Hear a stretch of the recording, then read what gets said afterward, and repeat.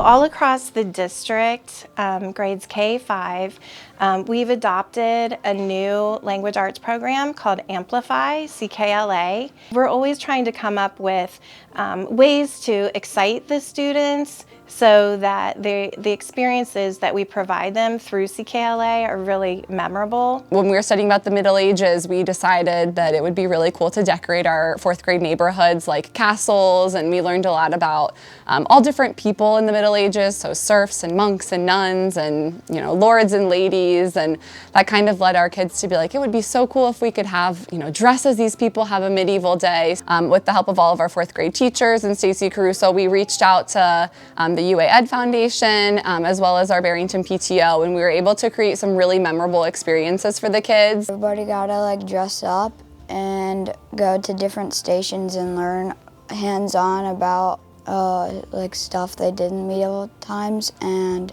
how stuff was made. We had professors from Ohio State that can speak medieval Old English. Read us some Old English. We made stained glass.